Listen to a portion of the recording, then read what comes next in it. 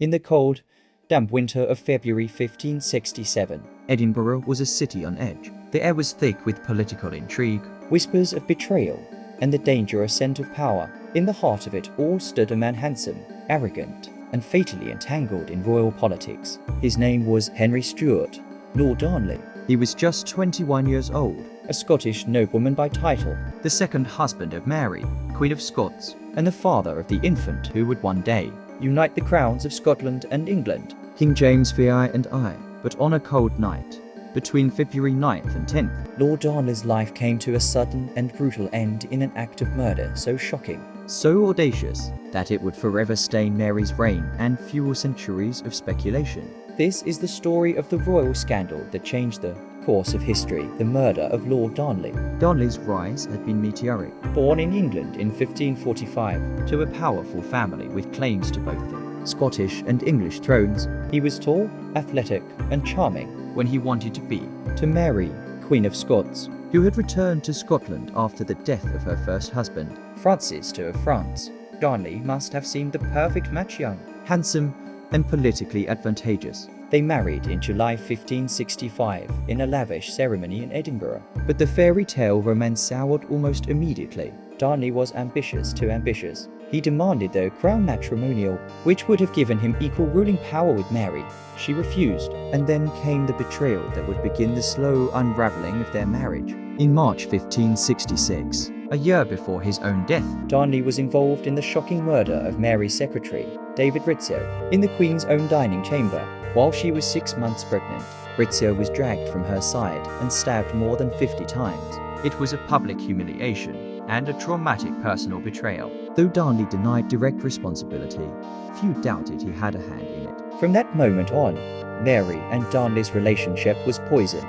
By early 1567, Darnley had fallen ill, perhaps from syphilis, perhaps from another disease. Seeking recovery, he stayed at a house called Kirk, a comfortable lodging on the edge of Edinburgh. Mary visited him frequently, playing the part of the caring wife. But outside those walls, forces were moving against him. February 9, 1567, Edinburgh was restless. The Queen attended a wedding feast for her servant Bastian Pages. An evening of dancing, wine and laughter. Lord Darnley was not there. He remained at Kirk recovering. Shortly after midnight, as the city slept, a massive explosion shattered the night. The sound echoed through the narrow streets, jolting people from their beds. Flames lit the sky.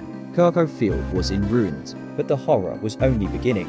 When townspeople and guards rushed to the scene, they made a grim discovery not in the rubble, but in a nearby orchard. There, lying side by side, were the bodies of Lord Darnley and his valet. Strangely, they bore no burns, no crushing injuries from the blast. Instead, both men showed signs of strangulation. Some said Darnley's body also had stab wounds. It was clear the explosion had been a cover-up. The real killing had been silent, deliberate, and personal. The questions began immediately. Who had done this? Who stood to gain from Darnley's death? Suspicion fell on James Hepburn, Earl of Bothwell, a powerful nobleman and close ally of Mary.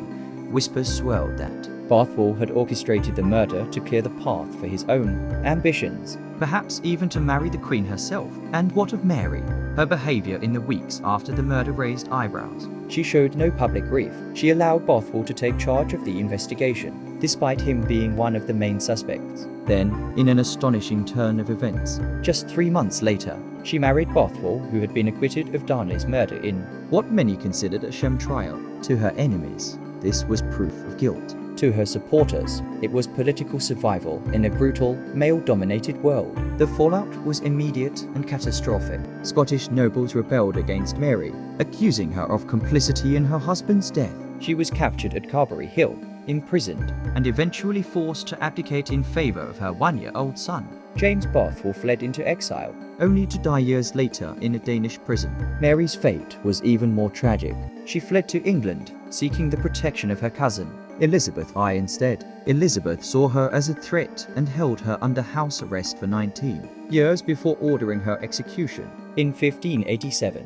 And so, the murder of Lord Darnley not only destroyed one man, it brought down a queen, altered the line of succession, and set in motion events that would shape the future of Britain. Centuries later, historians still argue over who killed Lord Darnley. Some believe Bothwell acted alone, driven by ambition and perhaps passion for the Queen. Others see a wider conspiracy among the Scottish nobility to rid themselves of a dangerous, divisive figure. and there are those who believe Mary herself, directly or indirectly, sanctioned the killing to free herself from a husband she despised. The truth is likely tangled in a web of politics, betrayal, and secrets that no amount of time can fully unravel. Thank you for watching Crimes Through Time. If this story of royal scandal and murder intrigued you, hit the like button and subscribe for more dark chapters from history. and tell us in the comments, do you think Mary, Queen of Scots, was complicit in Darnley's murder? Or was she a pawn in someone else's deadly game? We'll see you in the next episode.